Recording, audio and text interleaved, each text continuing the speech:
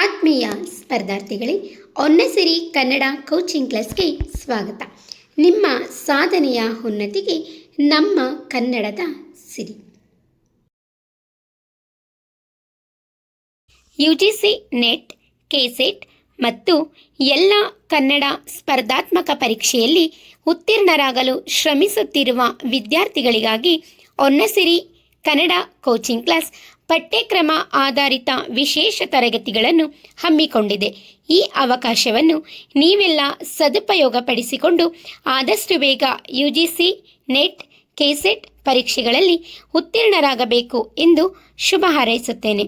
ಕನ್ನಡ ಸಿರಿಯ ಈ ಜ್ಞಾನದ ಪಯಣದಲ್ಲಿ ನಮ್ಮ ಜೊತೆಗೂಡಲು ವಿಡಿಯೋವನ್ನು ಲೈಕ್ ಮಾಡಿ, ನಿಮ್ಮ ಸ್ನೇಹಿತರೊಂದಿಗೆ ಶೇರ್ ಮಾಡಿ.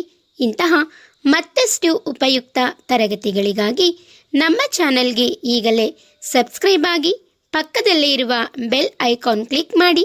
ಧನ್ಯವಾದಗಳು. ನಿಮ್ಮ ಸಾಧನೆಯ ಹಾದಿಗೆ ನಮ್ಮ ಕನ್ನಡದ ಸಿರಿ ಹೊನ್ನಸಿರಿ ಶುಭವಾಗಲಿ.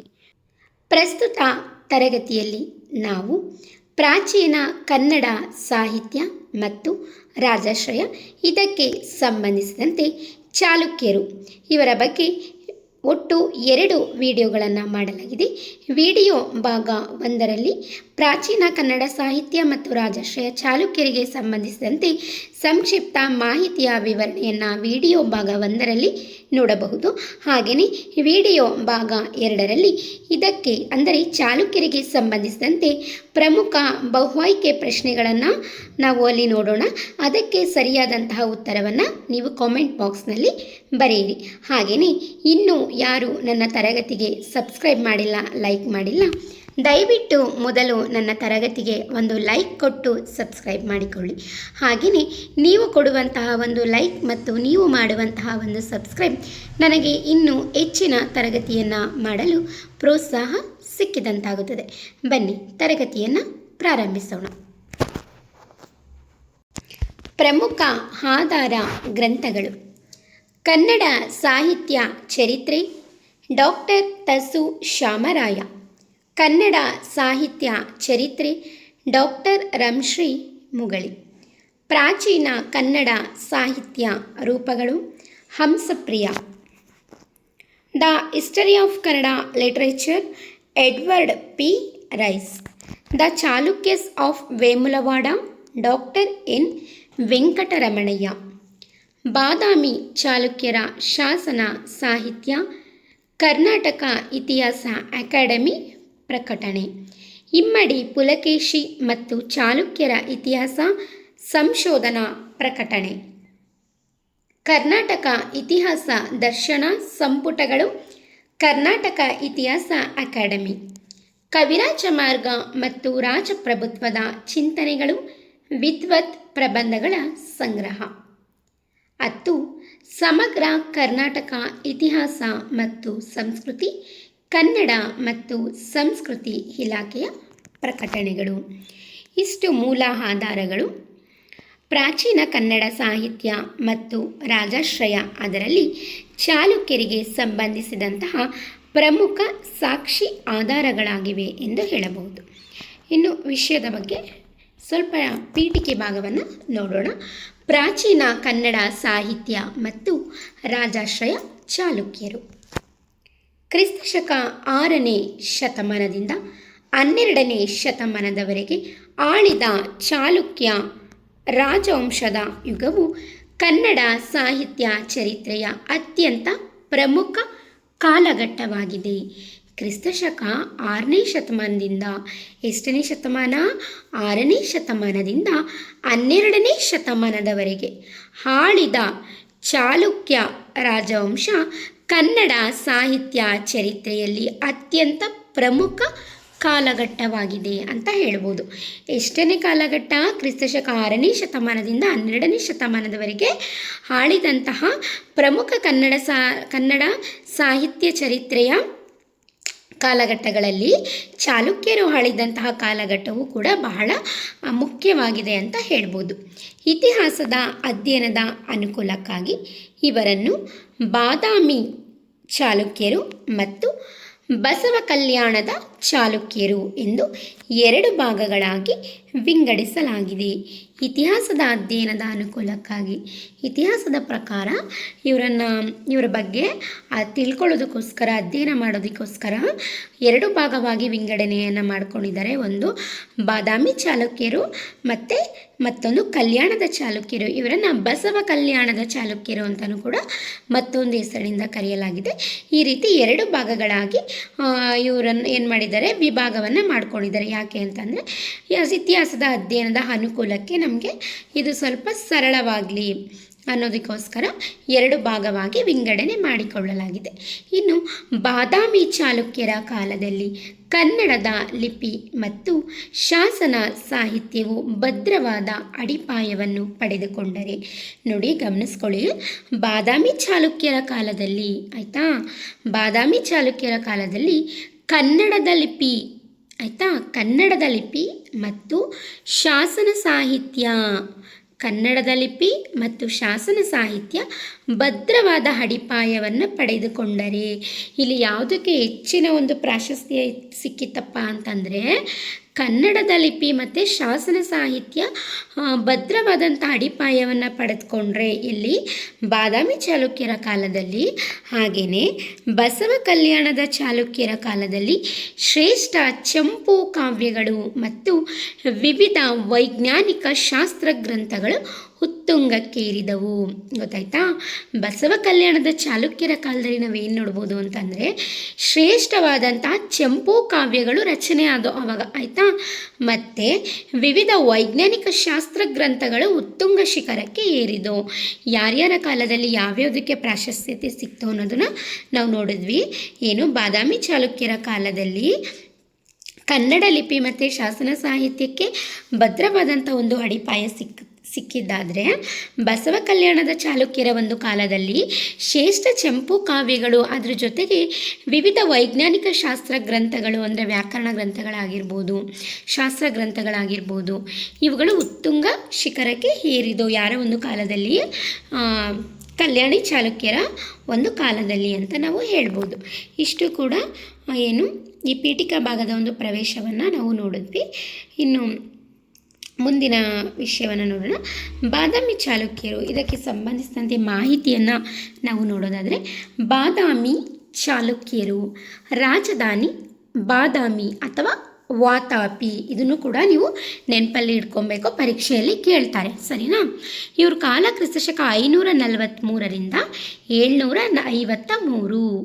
ಬಾದಾಮಿ ಚಾಲುಕ್ಯರ ರಾಜಧಾನಿ ಯಾವುದು? ಬಾದಾಮಿ. ನೋಡಿ ಹೆಸರಲ್ಲೇ ಇದೆ, ಬಾದಾಮಿ ಚಾಲುಕ್ಯರು ಅಥವಾ ವಾತಾಪಿ. ಇವರ ಕಾಲ ಕ್ರಿಸ್ತಶಕ 543ರಿಂದ ಎಷ್ಟು? 543ರಿಂದ ಎಷ್ಟು? 753ರವರೆಗೆ ಇವರು ಆಡಳಿತವನ್ನು ನಡೆಸಿದರು. ಇನ್ನು ಈ ಬಾದಾಮಿ ಚಾಲುಕ್ಯರಲ್ಲಿ ಬರುವಂತಹ ರಾಜರ ಒಂದು ಸಂಪೂರ್ಣ ಪಟ್ಟಿಯನ್ನು ನೋಡೋಣ. ಇದು ನಿಮಗೆ ಇತಿಹಾಸದಲ್ಲಿ ಪರೀಕ್ಷೆಗೂ ಕೂಡ ಇದು ನಿಮಗೆ ಉಪಯೋಗ ಆಗುತ್ತೆ, ನೋಡ್ಕೊಳ್ಳಿ. ಇತಿಹಾಸ ಅಂತಂದರೆ HSTR, GPSTR ಅದರಲ್ಲೂ ಕೂಡ ಕೇಳ್ತಾರೆ, ಅದಕ್ಕೂ ಕೂಡ ನಿಮಗೆ ಅನುಕೂಲ ಆಗುತ್ತೆ, ನೋಡ್ಕೊಳ್ಳಿ. ಈ ಬಾದಾಮಿ ಚಾಲುಕ್ಯರಲ್ಲಿ ಬರುವಂತಹ ರಾಜರ ಸಂಪೂರ್ಣ ಪಟ್ಟಿಯನ್ನು ಇಲ್ಲಿ ನೋಡೋಣ. ಒಂದನೇದಾಗಿ ಜಯಸಿಂಹ ಮತ್ತು ರಣರಾಗ ಎನ್ನುವಂತಹ ರಾಜ ಬರ್ತಾರೆ, ಆಯಿತಾ. ಇವರೇನಂತಂದರೆ ವಂಶದ ಮೂಲ ಪುರುಷರು. ಯಾವುದು? ಬಾದಾಮಿ ಚಾಲುಕ್ಯ. ಈ ವಂಶದ ಮೂಲ ಪುರುಷರು ಯಾರು? ಜಯಸಿಂಹ ಮತ್ತು ರಣರಾಗ. ನಂತರ 1ನೇ ಪುಲಕೇಶಿ. 1ನೇ ಪುಲಕೇಶಿ ಏನು? ರಾಜವಂಶದ ನಿಜವಾದ ಸ್ಥಾಪಕ. ಯಾರು? 1ನೇ ಪುಲಕೇಶಿ. ಮೂಲ ಪುರುಷ ಜಯಸಿಂಹ ಮತ್ತು ರಣರಾಗ ಆದರೆ ರಾಜವಂಶದ ನಿಜವಾದ ಸಂಸ್ಥಾಪಕ ಯಾರಾಗ್ತಾರೆ? 1ನೇ ಪುಲಕೇಶಿ. ನಂತರ 1ನೇ ಕೀರ್ತಿವರ್ಮ. ಇವನೇನು? ಬಾದಾಮಿ ನಗರದ ನಿರ್ಮಾತೃ. ನೋಡಿ ಎಷ್ಟು ಪ್ರಮುಖವಾದಂತಹ ಅಂಶಗಳಿದ್ದಾವೆ ಪರೀಕ್ಷಾ ದೃಷ್ಟಿಯಿಂದ, ನೋಡ್ಕೊಳ್ಳಿ. 1ನೇ ಕೀರ್ತಿವರ್ಮ ಬಾದಾಮಿ ನಗರದ ನಿರ್ಮಾತೃ. ಬಾದಾಮಿ ನಗರವನ್ನು ಹೊಸದಾಗಿ ನಿರ್ಮಾಣ ಮಾಡಿದ್ದು ಅಂತಂದರೆ ಸ್ವಲ್ಪ ರೂಪುರೇಷೆಗಳನ್ನು ಬದಲಾಯಿಸಿ ನಿರ್ಮಾಣ ಮಾಡಿದವನು ಯಾರು? 1ನೇ ಕೀರ್ತಿವರ್ಮ. ಇನ್ನು ಮಂಗಳೇಶ, ಇವನು ಬಾದಾಮಿ ಗುಹಾಲಯಗಳ ಕೆತ್ತನೆ ಆರಂಭಿಸಿದವನು ಯಾರು? ಮಂಗಳೇಶ. ಬಾದಾಮಿಯಲ್ಲಿರುವಂತಹ ಗುಹೆಗಳ ಒಂದು ಕೆತ್ತನೆಯನ್ನು ಆರಂಭ ಮಾಡಿದವನು ಯಾರು? ಮಂಗಳೇಶ. ನಂತರ ಇಮ್ಮಡಿ ಪುಲಕೇಶಿ, ಸಾಮ್ರಾಜ್ಯದ ಅತ್ಯಂತ ಶ್ರೇಷ್ಠ ಚಕ್ರವರ್ತಿ. ಇಲ್ಲಿ ನೋಡಿದ್ವಿ ಅಲ್ವಾ?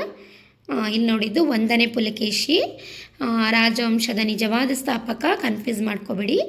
ಇಮ್ಮಡಿ ಪುಲಕೇಶಿ ಸಾಮ್ರಾಜ್ಯದ ಅತ್ಯಂತ ಶ್ರೇಷ್ಠ ಚಕ್ರವರ್ತಿ. ಆಯಿತಾ? ಶ್ರೇಷ್ಠ ಚಕ್ರವರ್ತಿ. ನಂತರ 1ನೇ ವಿಕ್ರಮಾದಿತ್ಯ, ನಂತರ ವಿನಯಾದಿತ್ಯ, ಅದರ ನಂತರ ವಿಜಯಾದಿತ್ಯ. ಈ ವಿಜಯಾದಿತ್ಯ 37 ವರ್ಷಗಳ ಒಂದು ದೀರ್ಘಾವಧಿ ಆಳ್ವಿಕೆಯನ್ನು ಮಾಡ್ತಾನೆ. ಯಾರು? ವಿಜಯಾದಿತ್ಯ. ನಂತರ 2ನೇ ವಿಕ್ರಮಾದಿತ್ಯ. ಆಯಿತಾ? ನಂತರ ಯಾರು ಬರ್ತಾರೆ? 2ನೇ ಕೀರ್ತಿವರ್ಮ. ಇವನು ಬಾದಾಮಿ ವಂಶದ ಕೊನೆಯ ಅರಸ. ಯಾರು? 2ನೇ ಕೀರ್ತಿವರ್ಮ ಅನ್ನೋನು ಬಾದಾಮಿ ವಂಶದ ಕೊನೆಯ ಅರಸ. ಇವರಿಷ್ಟು ಕೂಡ ಏನು? ಬಾದಾಮಿ ಚಾಲುಕ್ಯರಲ್ಲಿ ನಾವು ನೋಡ್ಬೋದಾದಂತಹ ಒಂದು ರಾಜರುಗಳ ಒಂದು ಪಟ್ಟಿ ಅಂತ ನಾವು ಇಲ್ಲಿ ನೋಡ್ಬೋದು. ಇನ್ನು ಮುಂದೆ ರಾಜರು ಕವಿಗಳಿಗೆ ರಾಜಾಶ್ರಯ ಮತ್ತು ಸಾಹಿತ್ಯ ರಚನೆಗೆ ಯಾವ ರೀತಿ ಅವರು ಸಹಾಯವನ್ನು ಮಾಡಿದ್ರು, ಪ್ರೋತ್ಸಾಹವನ್ನು ಕೊಟ್ಟರು ಅನ್ನೋದನ್ನು ನಾವು ಈಗ ನೋಡೋಣ. ಇಮ್ಮಡಿ ಪುಲಕೇಶಿಯ ಆಸ್ಥಾನ ಕವಿ ರವಿಕೀರ್ತಿ. ಬಾದಾಮಿ ಚಾಲುಕ್ಯರ ಶ್ರೇಷ್ಠ ದೊರೆ ಇಮ್ಮಡಿ ಪುಲಕೇಶಿಯ ಆಸ್ಥಾನದಲ್ಲಿದ್ದ ಜೈನ ಕವಿ ರವಿಕೀರ್ತಿ. ಕ್ರಿಸ್ತಶಕ 634ರಲ್ಲಿ ಪ್ರಸಿದ್ಧ ಐಹೊಳೆ ಪ್ರಶಸ್ತಿ ಶಾಸನವನ್ನು ಅತ್ಯಂತ ಕಾವ್ಯಮಯ ಶೈಲಿಯಲ್ಲಿ ರಚಿಸಿದನು. ನಾವು ಮೊದಲನೇ ನೋಡಿದ್ವಿ, ಅಧ್ಯಾಯ ಪ್ರಾರಂಭ ಮಾಡೋದಕ್ಕೆ ಮುಂಚೆ ಪೀಠಿಕಾ ಭಾಗದಲ್ಲಿ ಏನು ನೋಡಿದ್ವಿ? ಬಾದಾಮಿ ಚಾಲುಕ್ಯರು ಕನ್ನಡ ಲಿಪಿ ಮತ್ತು ಶಾಸನಗಳ ಒಂದು ಅಭಿವೃದ್ಧಿಗೆ ಅವರು ಶ್ರಮಿಸಿದ್ರು, ಅವರು ಅದಕ್ಕೆ ಪ್ರೋತ್ಸಾಹವನ್ನು ಕೊಟ್ಟಿದ್ರು ಅಂತ ನೋಡಿದ್ವಿ ಅಲ್ವಾ? ಅದನ್ನು ಇಲ್ಲಿ ಹೇಳ್ತಾ ಇರೋದು. ಇಮ್ಮಡಿ ಪುಲಕೇಶಿಯ ಆಸ್ಥಾನ ಅದಲ್ಲಿ ನೋಡೋದಾದರೆ ರವಿಕೀರ್ತಿ ಎನ್ನುವಂತಹ ಒಬ್ಬ ಯಾರು? ಜೈನ ಕವಿ ಅಂತ. ಸರಿನಾ? ಬಾದಾಮಿ ಚಾಲುಕ್ಯರ ಶ್ರೇಷ್ಠ ದೊರೆ ಇಮ್ಮಡಿ ಪುಲಕೇಶಿಯ ಆಸ್ಥಾನದಲ್ಲಿದ್ದಂತಹ ಜೈನ ಕವಿ ರವಿಕೀರ್ತಿ ಏನು ಮಾಡ್ತಾನೆ? ಕ್ರಿಸ್ತಶಕ 634ರಲ್ಲಿ ಪ್ರಸಿದ್ಧ ಐಹೊಳೆ ಪ್ರಶಸ್ತಿ ಶಾಸನವನ್ನು ಅತ್ಯಂತ ಕಾವ್ಯಮಯ ಶೈಲಿಯಲ್ಲಿ ರಚಿಸ್ತಾನೆ. ಯಾರು? ಇಮ್ಮಡಿ ಪುಲಕೇಶಿಯ ಆಸ್ಥಾನದಲ್ಲಿದ್ದಂತಹ ರವಿಕೀರ್ತಿ ಕ್ರಿಸ್ತಶಕ 634ರಲ್ಲಿ ಐಹೊಳೆ ಪ್ರಶಸ್ತಿ, ಐಹೊಳೆ ಶಾಸನ ಏನು? ಇದೊಂದು ಪ್ರಶಸ್ತಿ ಶಾಸನ. ಆಯಿತಾ? ಇದನ್ನು ನೆನ್ಪಿಟ್ಕೋಬೇಕು. ಶಾಸನಗಳಲ್ಲಿ ದಾನ ಶಾಸನ ಯಾವ್ದು ಬರುತ್ತೆ, ಪ್ರಶಸ್ತಿ ಶಾಸನ ಯಾವ್ದು ಬರುತ್ತೆ, ಮತ್ತು ಮಾಸ್ತಿಗಲ್ಲು ಶಾಸನಗಳು, ಇದನ್ನೆಲ್ಲ ನೀವು ಸ್ವಲ್ಪ ಅಧ್ಯಯನ ಮಾಡ್ಕೋಬೇಕು ಚೆನ್ನಾಗಿ. ನಾನು ಶಾಸನಗಳಿಗೆ ಸಂಬಂಧಿಸಿದಂತೆ ನಾನು ಪ್ರಾರಂಭದ ತರಗತಿಯಲ್ಲಿ ಮಾಡಿದ್ದೀನಿ, ನೋಡ್ಕೊಳ್ಳಿ. ಅಲ್ಮಿಡಿ ಶಾಸನ, ಬಾದಾಮಿ ಶಾಸನ, ಶ್ರವಣಬೆಳಗೊಳ ಶಾಸನ, ಪಠ್ಯಕ್ರಮ ಆಧಾರಿತವಾಗಿ ನಾನು ಶಾಸನಗಳನ್ನ ಮಾಡಿದ್ದೀನಿ, ನೋಡ್ಕೊಳ್ಳಿ. ಆಯಿತಾ? ಇನ್ನು ಇದರಲ್ಲಿ ರವಿಕೀರ್ತಿ ಕ್ರಿಸ್ತಶಕ 634ರಲ್ಲಿ ಐಹೊಳೆ ಪ್ರಶಸ್ತಿ ಶಾಸನವನ್ನು ಅತ್ಯಂತ ಕಾವ್ಯಮಯ ಶೈಲಿಯಲ್ಲಿ ರಚಿಸ್ತಾನೆ. ಯಾರು? ರವಿಕೀರ್ತಿ. ಯಾರ ಒಂದು ಆಸ್ಥಾನದಲ್ಲಿದ್ದ? ಇಮ್ಮಡಿ ಪುಲಕೇಶಿ ಆಸ್ಥಾನದಲ್ಲಿದ್ದ. ಮತ್ತು ಎಷ್ಟರಲ್ಲಿ? ಕ್ರಿಸ್ತಶಕ 634ರಲ್ಲಿ.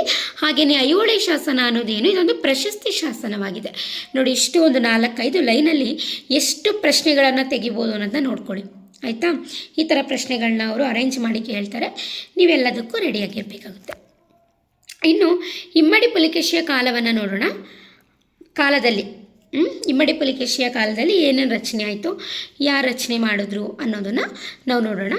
ವಿಜಯ ಭಟ್ಟಾರಿಕೆ, ಇಮ್ಮಡಿ ಪುಲಕೇಶಿಯ ಸೊಸೆಯಾದ ವಿಜಯ ಭಟ್ಟಾರಿಕೆ ಅಥವಾ ವಿಜ್ಜಿಕಾ ಸ್ವತಃ ಮಹಾವಿದ್ವಾಂಸೆಯಾಗಿದ್ದು ಸಂಸ್ಕೃತದಲ್ಲಿ ಕೌಮುದಿ ಮಹೋತ್ಸವ ಎಂಬ ಪ್ರಸಿದ್ಧ ನಾಟಕವನ್ನು ರಚಿಸಿದ್ದಾಳೆ. ನೋಡಿ, ಇಮ್ಮಡಿ ಪುಲಕೇಶಿಯ ಕಾಲದಲ್ಲಿ ವಿಜಯ ಭಟ್ಟಾರಿಕೆ ಇವಳು ಯಾರಪ್ಪ ಅಂತಂದರೆ ಇಮ್ಮಡಿ ಪುಲಕೇಶಿಯ ಸೊಸೆ. ಆಯಿತಾ. ಈ ವಿಜಯ ಭಟ್ಟಾರಿಕೆಯನ್ನು ವಿಜ್ಜಿಕಾ ಎಂಬಂಥ ಹೆಸರಿನಿಂದನೂ ಕರೀತಾರೆ. ಇವಳು ಸ್ವತಃ ಮಹಾವಿದ್ವಾಂಸೆಯಾಗಿದ್ದು ಸಂಸ್ಕೃತದಲ್ಲಿ ಕೌಮುದಿ ಮಹೋತ್ಸವ ಎಂಬಂಥ ಪ್ರಸಿದ್ಧ ನಾಟಕವನ್ನು ಇವಳು ರಚಿಸಿದ್ದಾಳೆ. ನಾವು ಆಗಲೇ ನೋಡಿದ್ವಿ ಪೀಠಿಕಾ ಭಾಗದಲ್ಲಿ ಏನು ಇವರು ಕನ್ನಡ ಲಿಪಿ ಮತ್ತು ಶಾಸನಗಳಿಗೆ ಹೆಚ್ಚು ಪ್ರಶಸ್ತಿಯನ್ನು ಕೊಟ್ಟಿದ್ದಾರೆ ಅಂತ ನೋಡಿದ್ವಿ. ಹಂಗಂತ ಇಲ್ಲಿ ಸಾಹಿತ್ಯ ರಚನೆ ಆಗಿಲ್ಲ ಅಂತ ತಿಳ್ಕೊಬೇಡಿ, ಆಗಿದೆ. ಆದರೆ ಇಲ್ಲಿ ಹೆಚ್ಚಿನ ಒಂದು ಪ್ರಾಧಾನ್ಯತೆ ಇರೋದು ಯಾವುದಕ್ಕೆ ಅಂತಂದರೆ ಶಾಸನಕ್ಕೆ ಹೆಚ್ಚಿನ ಒಂದು ಪ್ರಾಧಾನ್ಯತೆ ಇರೋದನ್ನು ನಾವು ನೋಡ್ಬೋದು. ಆಯಿತಾ. ಹಾಗೆಯೇ ಇಲ್ಲಿ ಇಮ್ಮಡಿ ಪುಲಿಕೇಶಿಯ ಸೊಸೆಯಾದಂತಹ ವಿಜ್ಜಿಕಾ ಅಥವಾ ವಿಜಯ ಭಟ್ಟಾರಿಕೆ ಏನು ಮಾಡಿದ್ದಾಳೆ, ಇವಳು ಸಂಸ್ಕೃತದಲ್ಲಿ ಕೇಳ್ತಾರೆ ಪರೀಕ್ಷೆಯಲ್ಲಿ ಹಲವಾರು ಬಾರಿ ಪುನರಾವರ್ತನೆಯಾಗಿದೆ, ನೋಡ್ಕೊಳ್ಳಿ ಸರಿನಾ. ಸಂಸ್ಕೃತದಲ್ಲಿ ಕೌಮುದಿ ಮಹೋತ್ಸವ ಎಂಬಂತಹ ಒಂದು ನಾಟಕವನ್ನು ರಚನೆ ಮಾಡ್ತಾಳೆ. ಯಾರು?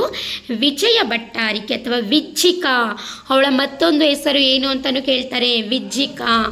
ಯಾರು? ಇಮ್ಮಡಿ ಪುಲಿಕೇಶಿಯ ಕಾಲದಲ್ಲಿ ಇವಳು ಇಮ್ಮಡಿ ಪುಲಿಕೇಶಿಯ ಸೊಸೆಯಾಗಿದ್ಲು. ನಂತರ 1ನೇ ಕೀರ್ತಿವರ್ಮನ ಕಾಲ. ಇವನ ಆಳ್ವಿಕೆಯಲ್ಲಿ ಚಾಲುಕ್ಯರ ವಂಶಾವಳಿ ಹಾಗೂ ರಾಜರ ಇತಿಹಾಸವನ್ನು ದಾಖಲಿಸುವ ಬೃಹತ್ ಮಹಾಕೂಟ ಸ್ತಂಭ ಶಾಸನ ರಚನೆಯಾಯಿತು. ಇದು ಕೂಡ ಬಹಳ ಮುಖ್ಯವಾಗಿದೆ, ನೋಡ್ಕೊಳ್ಳಿ. 1ನೇ ಕೀರ್ತಿವರ್ಮನ ಈ ರಾಜನ ಒಂದು ಕಾಲದಲ್ಲಿ ಏನು ರಚನೆ ಆಯಿತು ಅಂತಂದರೆ, ಇವನ ಆಳ್ವಿಕೆಯ ಕಾಲದಲ್ಲಿ 1ನೇ ಕೀರ್ತಿವರ್ಮನ ಆಳ್ವಿಕೆಯ ಕಾಲದಲ್ಲಿ ಚಾಲುಕ್ಯರ ವಂಶಾವಳಿ ಹಾಗೂ ರಾಜರ ಇತಿಹಾಸವನ್ನು ದಾಖಲಿಸುವ ಚಾಲುಕ್ಯರ ವಂಶಾವಳಿ ಬಗ್ಗೆ ಮತ್ತು ಆ ರಾಜರ ಇತಿಹಾಸವನ್ನು ದಾಖಲಿಸುವ ಒಂದು ಬೃಹತ್ ಸ್ತಂಭ ಶಾಸನ ರಚನೆ ಆಯಿತು. ಯಾವುದು? ಮಹಾಕೂಟ ಸ್ತಂಭ ಶಾಸನ ರಚನೆ ಆಯಿತು. ಮಹಾಕೂಟ ಸ್ತಂಭ ಶಾಸನ ಯಾರ ಒಂದು ರಾಜನ ಕಾಲದಲ್ಲಿ ರಚನೆಯಾಗಿತ್ತು ಅಂತ ಕೇಳ್ಬೋದು, ಅಥವಾ ಯಾವ ರಾಜವಂಶ ದಲ್ಲಿ ರಚನೆ ಆಯಿತು ಅಂತ ಕೇಳ್ಬೋದು. ನೆನಪಿರಲಿ, ಬಾದಾಮಿ ಚಾಲುಕ್ಯರ ಒಂದು ಕಾಲ, 1ನೇ ಕೀರ್ತಿವರ್ಮನ ಕಾಲದಲ್ಲಿ ಏನು ಮಹಾಕೂಟ ಸ್ತಂಭ ಶಾಸನ ರಚನೆ ಆಯಿತು. ಇದು ಏನನ್ನು ಪ್ರತಿನಿಧಿಸುತ್ತೆ ಅಂತಂದರೆ ಚಾಲುಕ್ಯರ ವಂಶಾವಳಿ ಹಾಗೆ ರಾಜರ ಇತಿಹಾಸವನ್ನು ದಾಖಲಿಸುವಂತಹ ಒಂದು ಬೃಹತ್ ಸ್ತಂಭ ಶಾಸನವಾಗಿದೆ. ಯಾವುದು? ಮಹಾಕೂಟ ಸ್ತಂಭ ಶಾಸನ. ಇದು ನಿಮಗೆ ಚೆನ್ನಾಗಿ ನೆನಪಿರಬೇಕು. ಇದಿಷ್ಟೂ ಕೂಡ ಏನು ರಾಜರ ಬಗ್ಗೆ ನಾವು ನೋಡಿದ್ವಿ.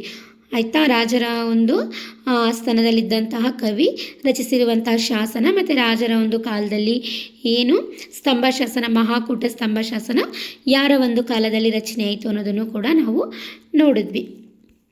ಇನ್ನು ಇದಕ್ಕೆ ಸಂಬಂಧಿಸಿದಂತೆ ಪ್ರಮುಖ ಶಾಸನ ಸಾಹಿತ್ಯಗಳನ್ನು ನಾವು ನೋಡೋಣ.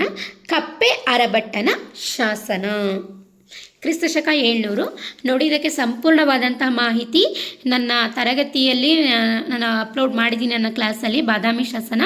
ಅದರಲ್ಲಿ ಬಹಳ ಸಂಪೂರ್ಣವಾಗಿ ನಾನು ಬಾದಾಮಿ ಶಾಸನದ ಬಗ್ಗೆ ನಾನು ವಿವರಿಸಿದ್ದೀನಿ. ಅದರಿಂದ ಇಲ್ಲಿ ನಾನು ಜಾಸ್ತಿ ವಿವರಿಸಕ್ಕೆ ಹೋಗಿಲ್ಲ. ಹೆಚ್ಚಿನ ಮಾಹಿತಿಗೆ ನೀವು ಅದನ್ನು ನೋಡ್ಕೊಳ್ಳಿ, ಇದನ್ನು ನೋಡ್ಕೊಳ್ಳಿ. ಆಯಿತಾ. ಇನ್ನು ಪ್ರಮುಖ ಶಾಸನ ಸಾಹಿತ್ಯವನ್ನು ನೋಡೋದಾದರೆ, ಶಾಸನ ಸಾಹಿತ್ಯ ಅಂದರೆ ಏನು? ಶಾಸನಗಳು ರಚನೆ ಆಗಿರೋದು. ಆಯಿತಾ. ಕಪ್ಪೆ ಅರಭಟ್ಟನ ಶಾಸನ ಕ್ರಿಸ್ತಶಕ 700. ಬಾದಾಮಿಯ ತಟ್ಟುಕೋಟೆಯಲ್ಲಿ ದೊರೆತ ಇದು ಕನ್ನಡ ಸಾಹಿತ್ಯ ಚರಿತ್ರೆಯ ಮೊಟ್ಟ ಮೊದಲ ತ್ರಿಪದಿ ಶಾಸನವಾಗಿದೆ. ನೆನ್ಪಿಟ್ಕೊಳ್ಳಿ, ಕಪ್ಪೆ ಅರಭಟ್ಟನ ಶಾಸನ ಕ್ರಿಸ್ತಶಕ 700, ಬಾದಾಮಿಯ ತಟ್ಟುಕೋಟೆಯಲ್ಲಿ ದೊರೆತ ಈ ಶಾಸನ ಕನ್ನಡ ಸಾಹಿತ್ಯ ಚರಿತ್ರೆಯ ಮೊಟ್ಟ ಮೊದಲ ತ್ರಿಪದಿ ಶಾಸನವಾಗಿದೆ. ಪರೀಕ್ಷೆಯಲ್ಲಿ ಕೇಳ್ಬೋದು, ಕನ್ನಡದ ಮೊಟ್ಟ ಮೊದಲ ತ್ರಿಪದಿ ಶಾಸನ ಯಾವುದು ಅಂತ ಕೇಳ್ಬೋದು. ಯಾವುದು? ಕಪ್ಪೆ ಅರಭಟ್ಟನ ಕ್ರಿಸ್ತಶಕ 700ರಲ್ಲಿ ರಚನೆಯಾಗಿರುವಂತಹ ಬಾದಾಮಿ ತಟ್ಟುಕೋಟೆಯಲ್ಲಿ ದೊರೆತಿರುವಂತಹ ಯಾವುದು? ಕಪ್ಪೆ ಅರಭಟ್ಟನ ಶಾಸನ, ಮೊಟ್ಟ ಮೊದಲ ತ್ರಿಪದಿ ಶಾಸನ. ಇದರಲ್ಲಿರುವಂತಹ ಸಾಲನ್ನು ನಾವು ನೋಡೋದಾದರೆ, ಸಾಧುಗೆ ಸಾಧು, ಮಾಧುರ್ಯಂಗೆ ಮಾಧುರ್ಯಂ, ಬಾಧಿಪ ಕಲಿಗೆ ಕಲಿಯುಗ ವಿಪರೀತನ್, ಮಾಧವನೀತನ್ ಪೆರನಲ್ಲ ಎಂಬಂಥ ಪ್ರಸಿದ್ಧ ಸಾಲು ಇದರಲ್ಲಿ ಇರೋದನ್ನು ನಾವು ನೋಡ್ಬೋದು. ಸರಿನಾ. ಇದು ಬಾದಾಮಿ ಚಾಲುಕ್ಯರ ಒಂದು ಕಾಲದಲ್ಲಿ ರಚನೆಯಾಗಿರುವಂತಹ ಶಾಸನ ಸಾಹಿತ್ಯವಾಗಿದೆ. ಇನ್ನು ಐಹೊಳೆ ಶಾಸನ ಕ್ರಿಸ್ತಶಕ 634. ಐಹೊಳೆ ಶಾಸನ. ನೀವು ಶಾಸನಗಳನ್ನ ಕೂಡ ಚೆನ್ನಾಗಿ ನೋಡ್ಕೊಬೇಕು. ಕಾಲಾನುಕ್ರಮದಲ್ಲಿ ಬರೆಯಿರಿ ಅಂತ ಕೊಟ್ಟು ನಿಮಗೆ ಶಾಸನಗಳನ್ನ ಕೊಡ್ಬೋದು. ಅದರಿಂದ ಮೊದಲು ಯಾವ ಶಾಸನ ರಚನೆ ಆಯಿತು, ನಂತರ ಯಾವ್ದು ಬರುತ್ತೆ ಅನ್ನೋದನ್ನು ನೀವು ಚೆನ್ನಾಗಿ ಅಧ್ಯಯನ ಮಾಡ್ಕೊಬೇಕು. ಹಾಗೆ ಶಾಸನದ ಕವಿಗಳ ಬಗ್ಗೆಯೂ ಕೂಡ ಕಾಲಾನುಕ್ರಮದಲ್ಲಿ ಕೇಳ್ತಾರೆ. ಎರಡನ್ನೂ ನೀವು ಚೆನ್ನಾಗಿ ನೋಡ್ಕೊಬೇಕಾಗುತ್ತೆ. ಸರಿನಾ. ಒಂದು ನೋಡಿಕೊಂಡ್ರೆ ನಮಗೆ ಗೊತ್ತಾಗ್ಬಿಡುತ್ತೆ ಆರ್ಡ್ರ್ ವೈಸು. ಇನ್ನು ನೆಕ್ಸ್ಟು ಐಹೊಳೆ ಶಾಸನ ನೋಡೋಣ. ಕ್ರಿಸ್ತಶಕ 634. ಸರಿನಾ? ರವಿಕೀರ್ತಿ ಬರೆದ ಸಂಸ್ಕೃತ ಭಾಷೆ ಮತ್ತು ಹಳಗನ್ನಡ ಲಿಪಿಯ ಶಾಸನ. ಇದರಲ್ಲಿ ಮಹಾಕವಿಗಳಾದ, ಕ್ಷಮೆ ಇರಲಿ ಅಲ್ಲಿ ಸ್ವಲ್ಪ ಟೈಪಿಂಗ್ ಮಿಸ್ ಆಗಿದೆ ನೋಡಿ, ಅಲ್ಲಿ ಕಾಳಿದಾಸ ಮತ್ತು ಭಾರವಿ ಅಂತ ಬರಬೇಕು. ಕಾಳಿದಾಸ ಮತ್ತು ಭಾರವಿ ಅವರ ಹೆಸರು ಮೊದಲ ಬಾರಿಗೆ ಉಲ್ಲೇಖವಾಗಿದೆ. ಐಹೊಳೆ ಶಾಸನವನ್ನು ನೋಡಿದ್ರೆ ಕ್ರಿಸ್ತಶಕ 634. ರವಿಕೀರ್ತಿ ಯಾರ ರಚನೆ ಇದು? ರವಿಕೀರ್ತಿ ಸಂಸ್ಕೃತ ಭಾಷೆ ಮತ್ತು ಹಳಗನ್ನಡ ಲಿಪಿಯ ಶಾಸನ. ಆಯಿತಾ? ನೋಡಿ, ಕನ್ನಡ ಭಾಷಾ ಲಿಪಿಗೆ ಪ್ರೋತ್ಸಾಹ ಅಂತ ನೋಡಿದ್ವಿ ಅಲ್ವಾ ನಾವು ಪೀಠಿಕಾ ಭಾಗದಲ್ಲಿ. ಅದೇ ಹಳಗನ್ನಡದ ಲಿಪಿಯ ಶಾಸನ ಆಗಿದೆ ಇದು. ಸರಿನಾ? ಸಂಸ್ಕೃತ ಭಾಷೆ ಮತ್ತು ಹಳಗನ್ನಡ ಲಿಪಿಯ ಶಾಸನ ಯಾವುದು ಅಂತ ಕೇಳ್ಬೋದು. ಯಾರ್ದು? ರವಿಕೀರ್ತಿಯ ಐಹೊಳೆ ಶಾಸನ. ಇದರಲ್ಲಿ ಏನಿದೆ ಅಂತ ನೋಡೋದಾದರೆ, ಮಹಾಕವಿಗಳಾದ ಕಾಳಿದಾಸ ಮತ್ತು ಭಾರವಿಯವರ ಹೆಸರು ಕೂಡ ಮೊದಲ ಬಾರಿಗೆ ಉಲ್ಲೇಖ ಆಗಿರೋದನ್ನು ನಾವು ನೋಡ್ಬೋದು. ಆಯಿತಾ? ಏನು, ಮಹಾಕವಿ ಕಾಳಿದಾಸ ಮತ್ತು ಭಾರವಿ ಇವರ ಹೆಸರು ಕೂಡ ಈ ಐಹೊಳೆ ಶಾಸನದಲ್ಲಿ ಉಲ್ಲೇಖಿಸಲಾಗಿದೆ ಅನ್ನೋದನ್ನು ಕೂಡ ನಾವು ಇಲ್ಲಿ ಮುಖ್ಯವಾಗಿ ಗಮನಿಸಬಹುದು. ನೋಡಿ, ಐಹೊಳೆ ಶಾಸನ ಇಮ್ಮಡಿ ಪುಲಿಕೇಶಿಯ ಆಸ್ಥಾನ ಕವಿಯಾಗಿದ್ದಂತಹ ರವಿಕೀರ್ತಿ ಕ್ರಿಸ್ತಶಕ 634ರಲ್ಲಿ ರಚಿಸಿದಂಥ ಐಹೊಳೆ ಪ್ರಶಸ್ತಿ ಶಾಸನವಾಗಿದೆ ಅಂತ ನಾವು ಇಲ್ಲಿ ನೋಡ್ಬೋದಾಗಿದೆ ಅಲ್ವಾ? ಇದನ್ನು ನೋಡಿದ್ವಿ. ಐಹೊಳೆ ಶಾಸನ ಕ್ರಿಸ್ತಶಕ 634ರಲ್ಲಿ ರವಿಕೀರ್ತಿ ರಚಿಸಿರುವಂತಹ ಒಂದು ಶೈಲಿಯ ಒಂದು ಶಾಸನ, ಸಂಸ್ಕೃತ ಭಾಷೆ ಮತ್ತು ಹಳಗನ್ನಡ ಲಿಪಿಯ ಶಾಸನ. ಹಾಗೆ ಇದರಲ್ಲಿ ಮೊದಲ ಬಾರಿಗೆ ಕಾಳಿದಾಸ ಮತ್ತು ಭಾರವಿಯ ಹೆಸರು ಕೂಡ ಉಲ್ಲೇಖ ಆಗಿರೋದನ್ನು ನಾವು ನೋಡಿದ್ವಿ. ಇನ್ನು ನಂತರ ಬಸವ ಕಲ್ಯಾಣದ ಚಾಲುಕ್ಯರು. ಇಷ್ಟು ಅಂಶಗಳು ಕೂಡ ಏನು ಬಾದಾಮಿ ಚಾಲುಕ್ಯರ ಬಗ್ಗೆ ನಾವು ತಿಳ್ಕೊಂಡ್ವಿ. ಇನ್ನು ನಂತರದ ಪ್ರಾಚೀನ ಕನ್ನಡ ಸಾಹಿತ್ಯ ಮತ್ತು ರಾಜಾಶ್ರಯಕ್ಕೆ ಕೊಡುಗೆಯಾಗಿ ಇರುವಂತಹ ಚಾಲುಕ್ಯರಲ್ಲಿ ಕಲ್ಯಾಣ ಚಾಲುಕ್ಯರು ಅಥವಾ ಬಸವ ಕಲ್ಯಾಣದ ಚಾಲುಕ್ಯರ ಬಗ್ಗೆ ನಾವು ಈಗ ತಿಳ್ಕೊಳ್ಳೋಣ. ಇವರ ರಾಜಧಾನಿ ಬಸವ ಕಲ್ಯಾಣ. ಕಾಲ ಕ್ರಿಸ್ತಶಕ 973ರಿಂದ 1189. ನೋಡಿ, ಇವರ ರಾಜಧಾನಿ ಯಾವುದಾಗಿತ್ತು? ಕಲ್ಯಾಣ, ಬಸವ ಕಲ್ಯಾಣ ಇವರ ರಾಜಧಾನಿ. ಇವರ ಕಾಲ ಕ್ರಿಸ್ತಶಕ 973ರಿಂದ 1189 ಇವರ ಒಂದು ಕಾಲ. ಇನ್ನು ಈ ಬಸವ ಕಲ್ಯಾಣ ಚಾಲುಕ್ಯರ ಒಂದು ರಾಜರ ಒಂದು ಪಟ್ಟಿಯನ್ನು ನಾವು ನೋಡೋದಾದರೆ, 2ನೇ ತೈಲಪ್ಪ ರಾಷ್ಟ್ರಕೂಟರನ್ನು ಸೋಲಿಸಿ ಕಲ್ಯಾಣಿ ಚಾಲುಕ್ಯ ವಂಶ ಸ್ಥಾಪಿಸಿದವನು. ಯಾರು? 2ನೇ ತೈಲಪ್ಪ ರಾಷ್ಟ್ರಕೂಟರನ್ನು ಸೋಲಿಸಿ ಕಲ್ಯಾಣಿ ಚಾಲುಕ್ಯ ವಂಶವನ್ನು ಸ್ಥಾಪನೆ ಮಾಡಿದವನು 2ನೇ ತೈಲಪ್ಪ. ಇನ್ನು ಸತ್ಯಾಶ್ರಯ ಇರುವೆಬೆಡಂಗ ಸಾಹಸ ಭೀಮ ಎಂಬ ಬಿರುದಿನ ದೊರೆ. ಯಾರು? ಸತ್ಯಾಶ್ರಯ ಇರುವೆಬೆಡಂಗ. ಯಾಕೆ ಅಂತಂದರೆ ಇವನು ಆಶ್ರಯದಾತ ಅಲ್ವ ರನ್ನನಿಗೆ, ಆದ್ದರಿಂದ ಭೀಮನಿಗೆ ಸಮೀಕರಿಸಿದ್ದಾನೆ. ಯಾರನ್ನು? ಸತ್ಯಾಶ್ರಯ ಇರುವೆಬೆಡಂಗನನ್ನು. ಅದರಿಂದ ಇವನನ್ನು ಸಾಹಸ ಭೀಮ ಎಂಬಂತಹ ಬಿರುದಿನ ದೊರೆ ಅಂತ ಕರೀತಾರೆ. ಯಾಕೆ ಅಂದರೆ ರನ್ನ ಸಾಹಸ ಭೀಮ ಅಥವಾ ಗದಾಯುದ್ಧ ಎಂಬಂತಹ ಕೃತಿಯನ್ನು ರಚನೆ ಮಾಡಿದನಲ್ವಾ, ಅದರಿಂದ. ನಂತರ 5ನೇ ವಿಕ್ರಮಾದಿತ್ಯ, ನಂತರ 2ನೇ ಜಯಸಿಂಹ, ಹಾಗೆಯೇ 2ನೇ ಜಯಸಿಂಹ ಮತ್ತು 1ನೇ ಜಗದೇಕಮಲ್ಲ ಅಥವಾ ಅಂತ ಹೇಳ್ಬೋದು. ಮತ್ತು 1ನೇ ಸೋಮೇಶ್ವರ ರಾಜಧಾನಿಯನ್ನು ಕಲ್ಯಾಣಿಗೆ ವರ್ಗಾಯಿಸಿದವನು. ಯಾರು? 1ನೇ ಸೋಮೇಶ್ವರ ರಾಜಧಾನಿಯನ್ನು ಏನು ಮಾಡ್ತಾನೆ? ಕಲ್ಯಾಣಿಗೆ ವರ್ಗಾಯಿಸ್ತಾನೆ. ನಂತರ 2ನೇ ಸೋಮೇಶ್ವರ, ಅದ ನಂತರ 6ನೇ ವಿಕ್ರಮಾದಿತ್ಯ, ಚಾಲುಕ್ಯ ವಿಕ್ರಮಾಶಕೆ ಆರಂಭಿಸಿದ ಮಹಾನ್ ದೊರೆ. ಯಾರು? 6ನೇ ವಿಕ್ರಮಾದಿತ್ಯ. ನಂತರ 3ನೇ ಸೋಮೇಶ್ವರ, ಸರ್ವಜ್ಞ ಭೂಪ ಎಂದೇ ಪ್ರಸಿದ್ಧನಾದ ವಿದ್ವಾಂಸ ರಾಜ. ಯಾರು? 3ನೇ ಸೋಮೇಶ್ವರನಿಗೆ ಇದ್ದಂಥ ಬಿರುದು ಸರ್ವಜ್ಞ ಭೂಪ. ಈ ಥರ ಅಂಶಗಳೆಲ್ಲ ಬಹಳ ಮುಖ್ಯವಾಗಿರುತ್ತೆ, ನೋಡ್ಕೊಬೇಕು. ಸರ್ವಜ್ಞ ಭೂಪ ಎಂದೇ ಪ್ರಸಿದ್ಧನಾದಂಥ ವಿದ್ವಾಂಸ ಅಥವಾ ರಾಜ. ನಂತರ 2ನೇ ಜಗದೇಕಮಲ್ಲ, ಅದರ ನಂತರ 4ನೇ ಸೋಮೇಶ್ವರ, ಕಲ್ಯಾಣಿ ವಂಶದ ಕೊನೆಯ ದೊರೆ. ಯಾರು? ನಾಲ್ಕನೇ ಸೋಮೇಶ್ವರ. ಇಷ್ಟು ರಾಜರು ಕೂಡ ಕಲ್ಯಾಣಿ ಚಾಲುಕ್ಯರ ಒಂದು ರಾಜರ ಪಟ್ಟಿ ಅಂತ ನಾವು ಹೇಳ್ಬೋದು. ಇನ್ನು ರಾಜರು ಮತ್ತು ಕವಿಗಳ ರಾಜಾಶ್ರಯ ಮತ್ತು ಸಾಹಿತ್ಯ ರಚನೆಯನ್ನು ನಾವು ನೋಡೋಣ.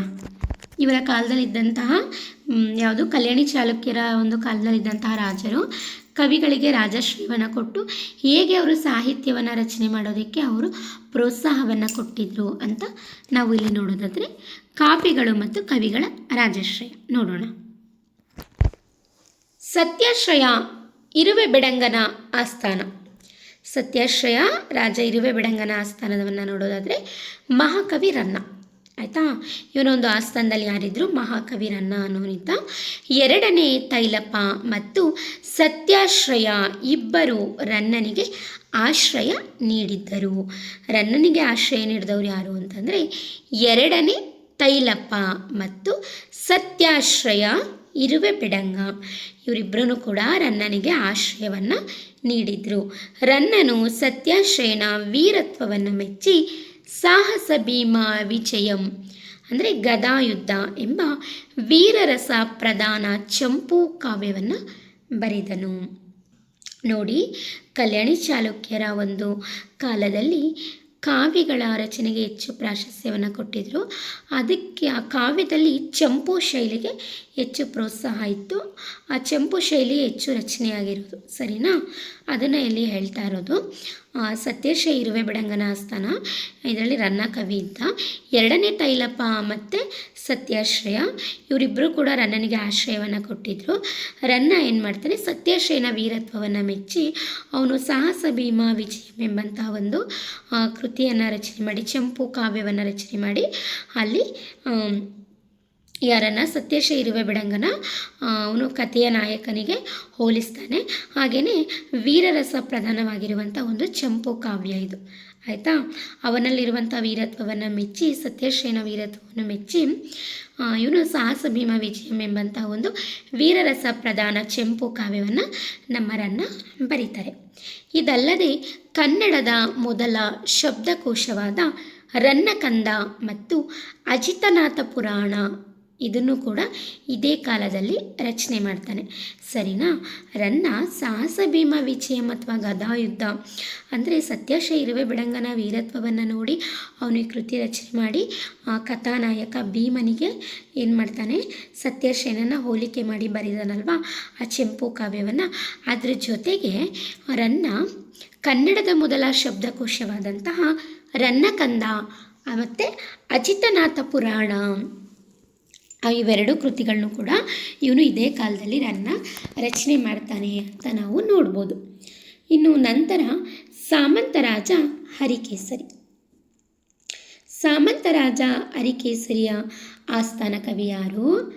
ಆದಿಕವಿ ಪಂಪ. ಆಯಿತಾ, ಎರಡನೇ ಹರಿಕೇಸರಿ ಆದಿಕವಿ ಪಂಪ. ವೇಮುಲವಾಡದ ಚಾಲುಕ್ಯ ಅರಸ ಹರಿಕೇಸರಿಯ ಆಸ್ಥಾನದಲ್ಲಿದ್ದ ಪಂಪನು ಹರಿಕೇಸರಿಯನ್ನು ಅರ್ಜುನನಿಗೆ ಹೋಲಿಸಿ ವಿಕ್ರಮಾರ್ಜುನ ವಿಜಯಂ ಅಂದರೆ ಪಂಪ ಭಾರತ ಎಂಬಂತಹ ಮಹಾಕಾವ್ಯವನ್ನು ರಚಿಸ್ತಾನೆ. ಸಾಮಂತ ರಾಜ ಆಗಿರ್ತಾನೆ ಯಾರು? ಹರಿಕೇಸರಿಯ. ಅದರಿಂದ ಪಂಪ ಸಾಮಂತರಾಜ ಹರಿಕೇಸರಿಯ ಒಂದು ಆಸ್ಥಾನದಲ್ಲಿ ಇದ್ದಿದ್ದರಿಂದ ಪಂಪನಿಗೆ ಕವಿ ಚಕ್ರವರ್ತಿ ಎನ್ನುವಂಥ ಬಿರುದು ಬರಲಿಲ್ಲ, ಸರಿನಾ? ಪಂಪ, ಪೊನ್ನ, ರನ್ನ ರತ್ನತ್ರಯರು. ಪೊನ್ನ, ರನ್ನ, ಜನ್ನ ಕವಿ ಚಕ್ರವರ್ತಿಗಳು. ಪಂಪನಿಗೆ ಆ ಸ್ಥಾನ ಸಿಗಲಿಲ್ಲ, ಕವಿ ಚಕ್ರವರ್ತಿ ಸ್ಥಾನ. ಯಾಕೆ ಅಂತಂದರೆ ಪಂಪನ ಅರಸ ಯಾರು?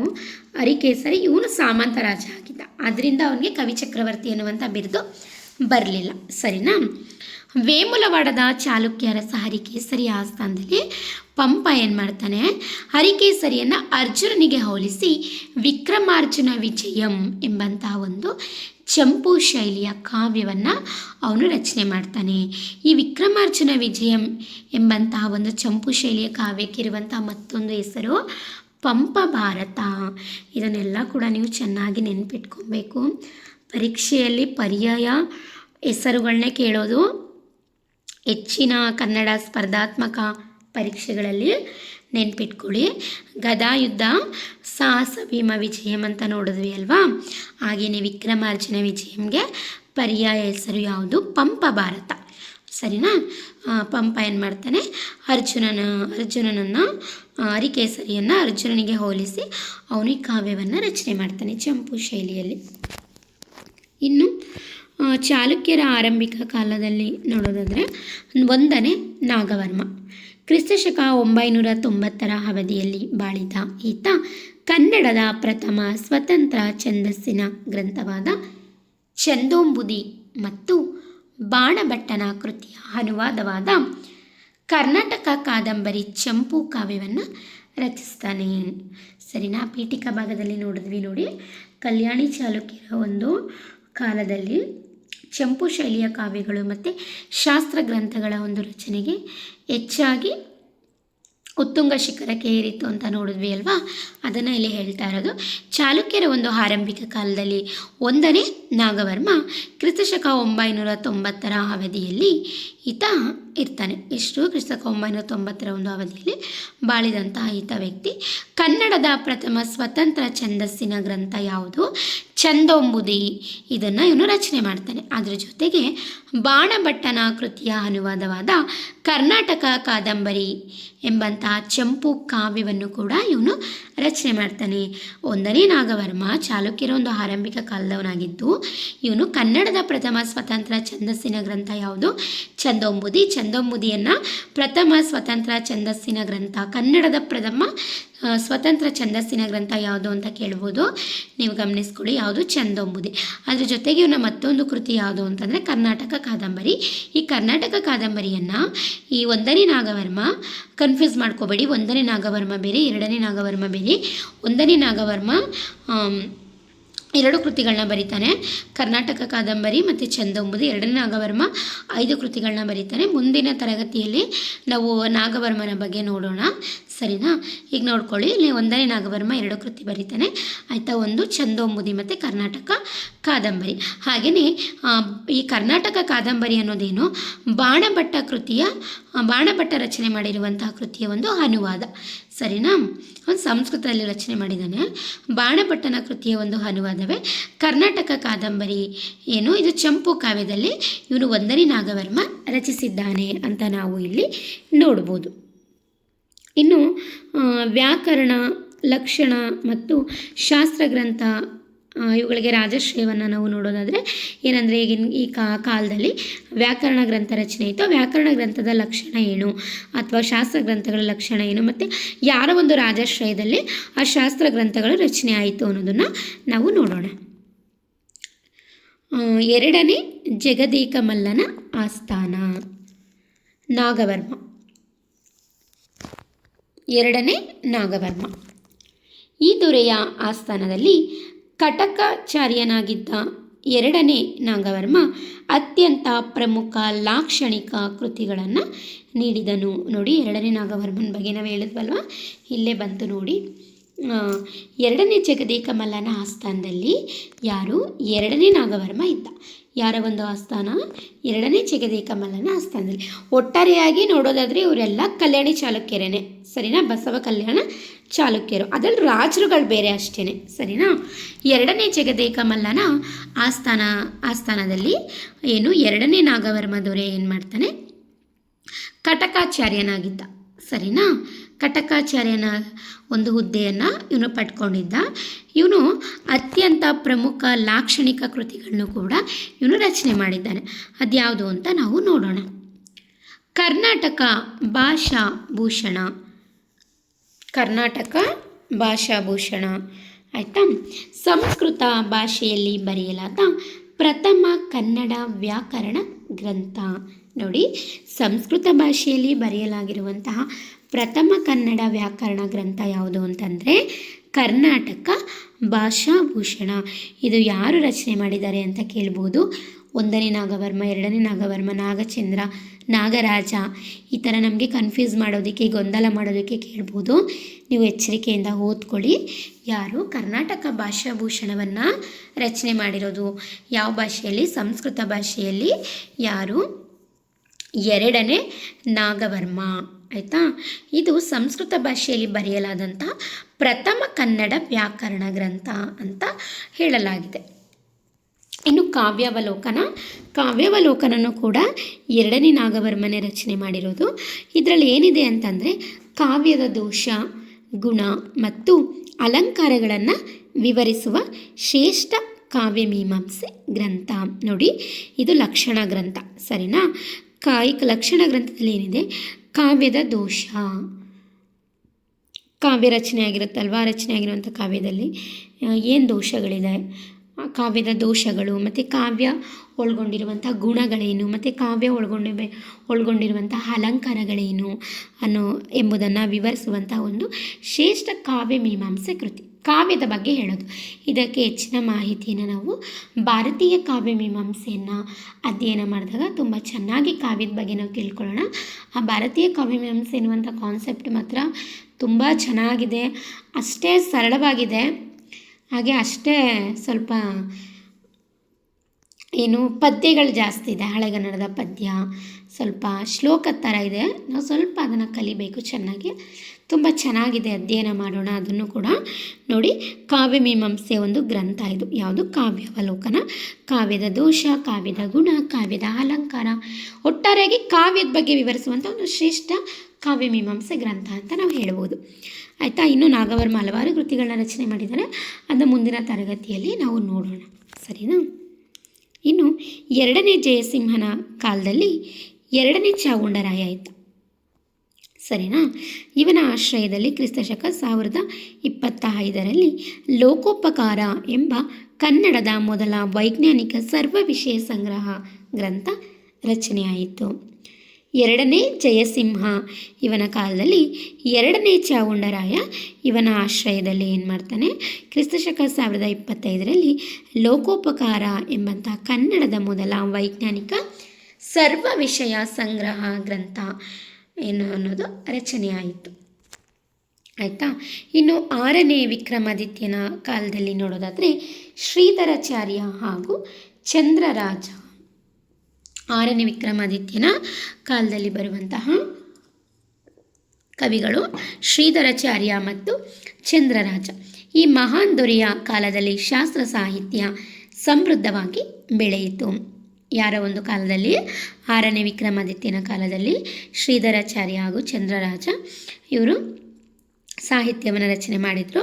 ಈ ಮಹಾನ್ ದೊರೆಯ 6ನೇ ವಿಕ್ರಮಾದಿತ್ಯನ ಒಂದು ಕಾಲದಲ್ಲಿ ಶಾಸ್ತ್ರಗಳ ಒಂದು ಸಾಹಿತ್ಯ ರಚನೆ, ಕಾವ್ಯಗಳ ಒಂದು ಸಾಹಿತ್ಯ ರಚನೆ ಸಮೃದ್ಧವಾಗಿ ಬೆಳೆಯಿತು ಅಂತ ನಾವು ಇಲ್ಲಿ ನೋಡ್ಬೋದಾಗಿದೆ. ಇನ್ನು ಶ್ರೀಧರಾಚಾರ್ಯನ ಒಂದು ಸಾಹಿತ್ಯವನ್ನು ನೋಡೋದಾದರೆ ಕ್ರಿಸ್ತಶಕ 1049ರಲ್ಲಿ ಕನ್ನಡದ ಮೊದಲ ಜ್ಯೋತಿಷ್ಯ ಗ್ರಂಥವಾದ ಜಾತಕ ತಿಲಕ ಇದನ್ನು ಬರೀತಾನೆ. ನೋಡ್ಕೊಳ್ಳಿ, ಕ್ರಿಸ್ತಶಕ 1049ರಲ್ಲಿ ಕನ್ನಡದ ಮೊದಲ ಜ್ಯೋತಿಷ್ಯ ಗ್ರಂಥವಾದಂಥ ಜಾತಕ ತಿಲಕ ಎಂಬಂಥ ಒಂದು ಶಾಸ್ತ್ರ ಗ್ರಂಥದ ಅಥವಾ ಜ್ಯೋತಿಷ್ಯ ಗ್ರಂಥದ ಕರ್ತೃ, ಸರಿನಾ? ಕನ್ನಡದ ಮೊದಲ ಜ್ಯೋತಿಷ್ಯ ಗ್ರಂಥ ಯಾವುದು ಅಂತ ಕೇಳ್ಬೋದು. ಯಾವುದು? ಶ್ರೀಧರಾಚಾರ್ಯನ ಜಾತಕ ತಿಲಕ. ಎಷ್ಟರಲ್ಲಿ ರಚನೆಯಾಗುತ್ತೆ? 1049ರಲ್ಲಿ ಇದು ರಚನೆಯಾಗುತ್ತೆ. ಇದರ ಕರ್ತೃ ಯಾರು? ಶ್ರೀಧರಾಚಾರ್ಯ. ಇದು ನಿಮಗೆ ಚೆನ್ನಾಗಿ ನೆನಪಿರಬೇಕು. ಈ ನಂತರ ಚಂದ್ರರಾಜ ಕನ್ನಡದ ಮೊದಲ ಕಾಮಶಾಸ್ತ್ರ ಗ್ರಂಥವಾದಂತಹ ಮದನ ತಿಲಕ ಈ ಒಂದು ಕಾವ್ಯವನ್ನು ಅವನು ರಚನೆ ಮಾಡ್ತಾನೆ. ಯಾರು? ಶ್ರೀ ಚಂದ್ರರಾಜ. ಇನ್ನು ಜಗದೇಕಮಲ್ಲನ ಆಸ್ಥಾನ ಜಗದ್ದಳ ಸೋಮನಾಥ. ಇವನ ಕಾಲದಲ್ಲಿ ಕನ್ನಡದ ಪ್ರಥಮ ಆಯುರ್ವೇದ ಅಂದರೆ ವೈದ್ಯಕೀಯ ಗ್ರಂಥವಾದ ಕರ್ನಾಟಕ ಕಲ್ಯಾಣಕಾರಕ ರಚನೆಯಾಯಿತು. ಜಗದೇಕಮಲ್ಲನ ಒಂದು ಆಸ್ಥಾನದಲ್ಲಿ ಜಗದ್ದಳ ಸೋಮನಾಥ ಎನ್ನುವಂತಹ ಒಂದು ಕವಿ ಏನು ಮಾಡ್ತಾನೆ, ಇವನ ಕಾಲದಲ್ಲಿ ಕನ್ನಡದ ಪ್ರಥಮ ಆಯುರ್ವೇದ ಅಂದರೆ ವೈದ್ಯಕೀಯ ಕನ್ನಡದ ಪ್ರಥಮ ಆಯುರ್ವೇದ ಗ್ರಂಥವಾಗಿರುವಂತಹ ಕರ್ನಾಟಕ ಕಲ್ಯಾಣಕಾರಕ ಎಂಬಂತಹ ಒಂದು ವೈದ್ಯಕೀಯ ಗ್ರಂಥವನ್ನು ಇವನು ರಚನೆ ಮಾಡ್ತಾನೆ. ನಂತರ ರಾಜರ ಸ್ವಂತ ಸಾಹಿತ್ಯಿಕ ಕೊಡುಗೆಗಳನ್ನ ನಾವು ಇಲ್ಲಿ ನೋಡೋದಾದರೆ, ಈಗ ಹೆಂಗೆ ಬಾದಾಮಿ ಚಾಲುಕ್ಯರಲ್ಲಿ ನಾವು ಏನು ವಿಚ್ಛಿಕನೇ ರಚನೆ ಮಾಡಿದ್ಲಲ್ವ ನಾಟಕವನ್ನು, ಕೌಮುದಿ ಮಹೋತ್ಸವ. ಹಾಗೆ ಇಲ್ಲೂ ಕೂಡ ರಾಜರು ಸ್ವತಃ ಸಾಹಿತ್ಯಿಕವಾಗಿ ಕೊಡುಗೆಯನ್ನು ಕೊಟ್ಟಿದ್ದಾರೆ. ಅದನ್ನು ನಾವು ಇಲ್ಲಿ ನೋಡೋಣ. ಚಾಲುಕ್ಯ ದೊರೆ ಕೀರ್ತಿವರ್ಮ, ಆಯಿತಾ. ಗಜಶಾಸ್ತ್ರ, ಈತ ಸ್ವತಃ ಆನೆಗಳ ರೋಗ ಮತ್ತು ಚಿಕಿತ್ಸೆಯನ್ನು ವಿವರಿಸುವ ಪ್ರಥಮ ಪ್ರಾಣಿ ವೈದ್ಯಕೀಯ ಗ್ರಂಥವಾದ ಗಜಶಾಸ್ತ್ರವನ್ನು ಬರೆದನು. ಚಾಲುಕ್ಯ ದೊರೆ ರವಿವರ್ಮ, ಚಾಲುಕ್ಯ ದೊರೆ ರವಿವರ್ಮ ಇವನು ಸ್ವತಃ ಆನೆಗಳಿಗೆ ಬರುವಂತಹ ರೋಗ ಮತ್ತು ಅವುಗಳಿಗೆ ಚಿಕಿತ್ಸೆಯನ್ನು ವಿವರಿಸುವಂತಹ ಒಂದು ಪ್ರಥಮ ಪ್ರಾಣಿ ವೈದ್ಯಕೀಯ, ಅಂದರೆ ಮೊದಲನೇದಾಗಿ ಪ್ರಥಮ ಪ್ರಾಣಿ ವೈದ್ಯಕೀಯ ಗ್ರಂಥವನ್ನು ಬರೆದಿರೋದು ಯಾರು ಅಂದರೆ ಚಾಲುಕ್ಯ ದೊರೆ ಕೀರ್ತಿವರ್ಮ, ಆಯಿತಾ. ಇವನು ಗಜಶಾಸ್ತ್ರ ಎಂಬಂತಹ ಒಂದು ಗ್ರಂಥವನ್ನು ಇವನು ಬರೆದಿದ್ದಾನೆ. ಯಾರು? ಚಾಲುಕ್ಯ ದೊರೆ ಕೀರ್ತಿವರ್ಮ, ಗಜಶಾಸ್ತ್ರ. ನಂತರ 3ನೇ ಸೋಮೇಶ್ವರ, ಇವನ ಕೃತಿ ಮಾನಸೋಲ್ಲಾಸ. ಸರ್ವಜ್ಞ ಭೂಪ ಎಂಬ ಬಿರುದಿದ್ದ ಈ ಚಕ್ರವರ್ತಿ ಸ್ವತಃ ಸಂಸ್ಕೃತದಲ್ಲಿ ರಾಜನೀತಿ, ಕಲೆ ಮತ್ತು ಸಮಾಜದ ಕುರಿತು ಮಾನಸೋಲ್ಲಾಸ ಎಂಬ ಜ್ಞಾನದ ಬೃಹತ್ ಕೋಶವನ್ನು ರಚಿಸಿದನು. ಈ 3ನೇ ಸೋಮೇಶ್ವರ ಮಾನಸೋಲ್ಲಾಸ ಎಂಬಂತಹ ಒಂದು ಗ್ರಂಥವನ್ನು ಕೂಡ ರಚನೆ ಮಾಡಿದ್ದಾರೆ. ಇವನನ್ನು ಸರ್ವಜ್ಞ ಭೂಪ ಎಂಬಂತಹ ಬಿರುದು ಇವನಿಗೆ ಇತ್ತು. ಯಾರಿಗೆ? 3ನೇ ಸೋಮೇಶ್ವರನಿಗೆ. ಈ ಸರ್ವಜ್ಞ ಭೂಪ ಎಂಬ ಬಿರುದಿದ್ದ ಚಕ್ರವರ್ತಿ ಸ್ವತಃ ಸಂಸ್ಕೃತದಲ್ಲಿ ರಾಜನೀತಿ ಮತ್ತು ಕಲೆ ಮತ್ತು ಸಮಾಜವನ್ನು ಕುರಿತು ಮಾನಸೋಲ್ಲಾಸ ಎಂಬಂತಹ ಒಂದು ಬೃಹತ್ ಕೋಶವನ್ನು ಇವನು ರಚನೆ ಮಾಡಿದ್ದಾನೆ. ಯಾರು? 3ನೇ ಸೋಮೇಶ್ವರ. ಯಾವುದು? ಮಾನಸೋಲ್ಲಾಸ ಎಂಬಂತಹ ಒಂದು ಬೃಹತ್ ಕೋಶವನ್ನು ರಚನೆ ಮಾಡಿದ್ದಾನೆ. ಸರಿನಾ?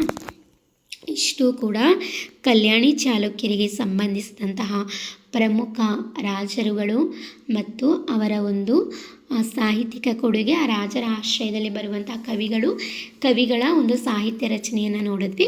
ಹಾಗಾದರೆ ಇದಕ್ಕೆ ಸಂಬಂಧಿಸಿದಂತೆ ಒಟ್ಟಾರೆಯಾಗಿ ಒಂದು ಪರಿಸಮಾಪ್ತಿಯನ್ನು ನಾವು ನೋಡೋದಾದರೆ ನೋಡಿ, ಸಂಕ್ಷಿಪ್ತವಾಗಿ ನಾವು ಹೇಳೋದಾದರೆ ಚಾಲುಕ್ಯ ಯುಗವು ಕನ್ನಡ ಸಾಹಿತ್ಯಿಕ ಚರಿತ್ರೆಯನ್ನು ಸರ್ವತೋಮುಖವಾಗಿ ಶ್ರೀಮಂತಗೊಳಿಸಿದ ಅಪೂರ್ವ ಕಾಲಘಟ್ಟವಾಗಿದೆ. ಹೌದಲ್ವಾ?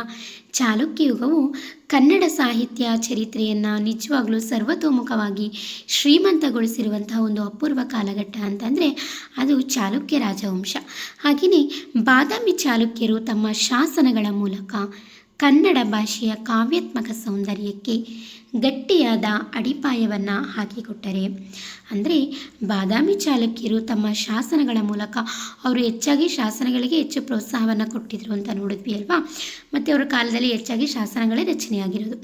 ಅವರು ಶಾಸನಗಳ ಮೂಲಕ ಕನ್ನಡ ಭಾಷೆಯ ಕಾವ್ಯಾತ್ಮಕ ಸೌಂದರ್ಯಕ್ಕೆ ಗಟ್ಟಿಯಾದಂಥ ಒಂದು ಅಡಿಪಾಯವನ್ನು ಕೊಟ್ಟರೆ, ಬಸವ ಕಲ್ಯಾಣದ ಚಾಲುಕ್ಯರು ಕವಿಗಳಿಗೆ ಮುಕ್ತವಾದಂಥ ಒಂದು ಆಶ್ರಯವನ್ನು ನೀಡಿ ಮಹಾಕಾವ್ಯಗಳು ಕೂಡ ರಚನೆ ಇತ್ತು. ಅಂದರೆ ರನ್ನನ ಸಾಹಸಭೀಮ ವಿಜಯ, ಪಂಪನ ವಿಕ್ರಮಾರ್ಜುನ ವಿಜಯ, ಈ ಎಲ್ಲ ಮಹಾಕವಿಗಳ ರಚನೆ ಇತ್ತು. ಅದರ ಜೊತೆಗೆ ಏನು ಮಾಡಿದ್ರು? ವ್ಯಾಕರಣ ರಚನೆ, ವೈದ್ಯಕೀಯ ರಚನೆ, ಜ್ಯೋತಿಷ್ಯ ಮತ್ತು ಜ್ಞಾನಕೋಶಗಳಂತಹ ವೈಜ್ಞಾನಿಕ ಗ್ರಂಥಗಳನ್ನು ಕೂಡ ಕನ್ನಡದಲ್ಲಿ ತಂದರು. ಯಾರು? ಕಲ್ಯಾಣದ ಚಾಲುಕ್ಯರು. ಈ ಮೂಲಕ ಕನ್ನಡ ಭಾಷೆಯ ವ್ಯಾಪ್ತಿಯನ್ನು ಜ್ಞಾನ ಮತ್ತು ವಿಜ್ಞಾನದ ಉನ್ನತ ಮಟ್ಟಕ್ಕೆ ಕೊಂಡೊಯ್ದ ಕೀರ್ತಿ ಚಾಲುಕ್ಯರಿಗೆ ಸಲ್ಲುತ್ತದೆ ಎಂದು ಹೇಳಲಾಗಿದೆ.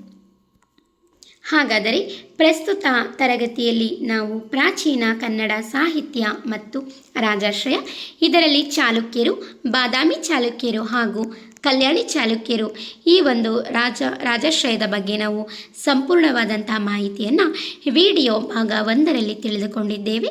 ಇದರ ಮುಂದಿನ ವಿಡಿಯೋ ಭಾಗ 2ರಲ್ಲಿ ಇದಕ್ಕೆ ಸಂಬಂಧಿಸಿದಂತೆ ಪರೀಕ್ಷಾ ದೃಷ್ಟಿಯಿಂದ ಕೇಳಬಹುದಾದಂತಹ ಕೆಲವು ಪ್ರಮುಖ ಬಹುಆಯ್ಕೆ ಪ್ರಶ್ನೆಗಳನ್ನು ನಾವು ಮುಂದಿನ ವಿಡಿಯೋ 2ರಲ್ಲಿ ನಾವು ತಿಳ್ಕೊಳ್ಳೋಣ. ಧನ್ಯವಾದಗಳು.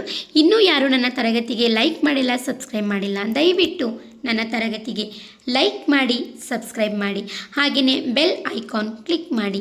ಧನ್ಯವಾದಗಳು. ಶುಭ ದಿನ. ದಯವಿಟ್ಟು ನನ್ನ ತರಗತಿಗೆ ಲೈಕ್ ಮಾಡಿ, ಸಬ್ಸ್ಕ್ರೈಬ್ ಮಾಡಿ, ಬೆಲ್ ಐಕಾನ್ ಕ್ಲಿಕ್ ಮಾಡಿ. ನಾನು ಇನ್ನೂ ಹೆಚ್ಚು ತರಗತಿಗಳನ್ನು ಮಾಡಲು ನನಗೆ ಪ್ರೋತ್ಸಾಹವನ್ನು ನೀಡಿ.